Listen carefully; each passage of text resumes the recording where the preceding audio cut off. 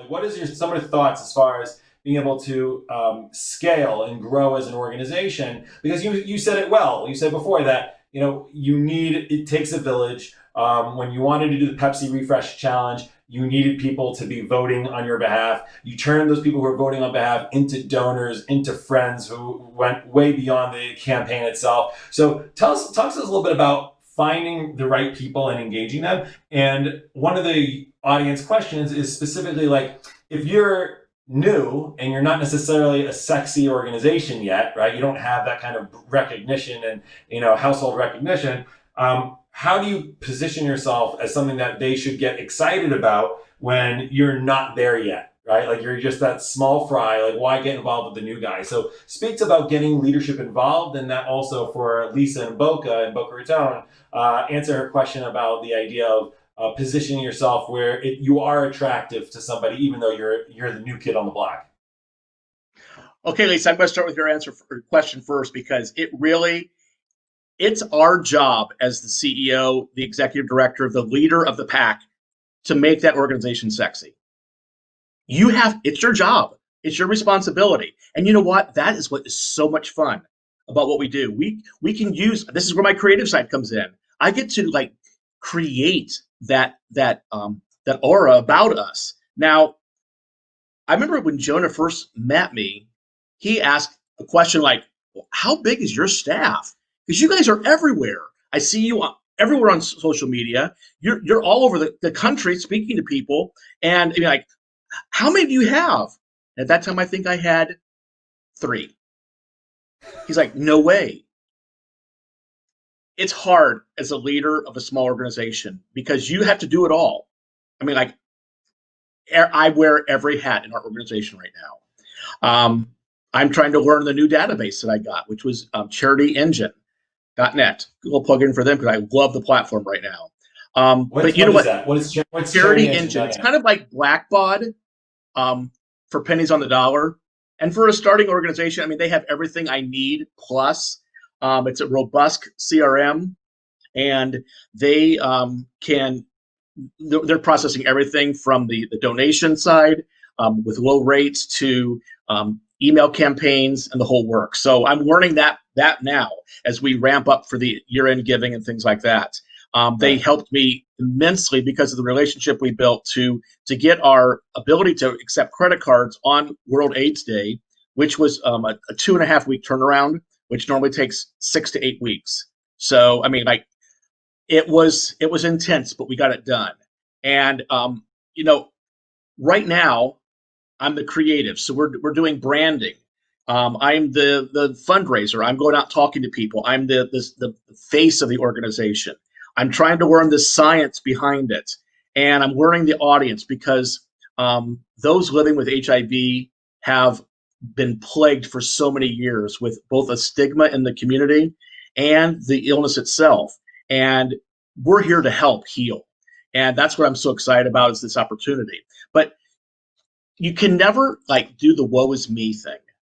It's really easy to like be exhausted because it's like, oh man, I have this list. And I mean, I carry my steno pad everywhere I go. I just keep on adding to things I need to do, and I rarely scratch it off. But when I do, I am so excited to take that pen and just go right through it. That's why I don't keep my list on the computer. I want to be able to like take my pen and scratch out something I've done.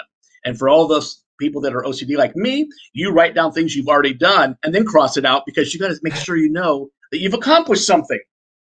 But the day comes when you understand what is most valuable for what you have to do and what you don't have time for.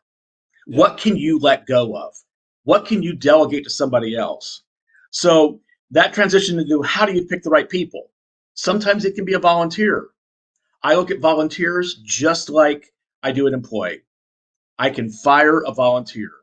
You have to be able to fire a volunteer.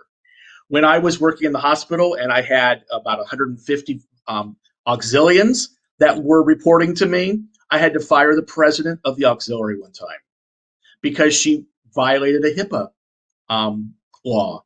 And, she went through my training. She knew it well. She actually helped me with it, and she broke it. And that wasn't very much fun because, it's like do you add a zero to their pay or do you take a zero off their pay? But Got you have you have to treat your volunteer just like you do an employee. But the thing you have to do, and I mean, I look at this, I go, you don't want a complete organization of mini me's. They can't be clones, so everybody can't be Mark Neidig. right. You want diversity within your organization, both of sex and religion and lifestyle, the whole thing. You need diversity, but what everyone has to be one spirit kindred on is the mission. And Yeah. so when I'm looking for an employee, the first thing I look for is what is the spirit that they portray?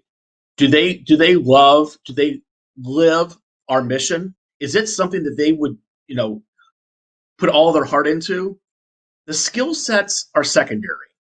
If Yep. they're trainable, teachable, moldable, willing to take what they do have and translate it into the needs of the organization, and that no job is beyond you know, their job description, then they could be a really good fit. And so I didn't make always the right decisions. I brought on people that didn't work out, but all in all, I had the best team, and I look forward to growing this organization to be able to do the same.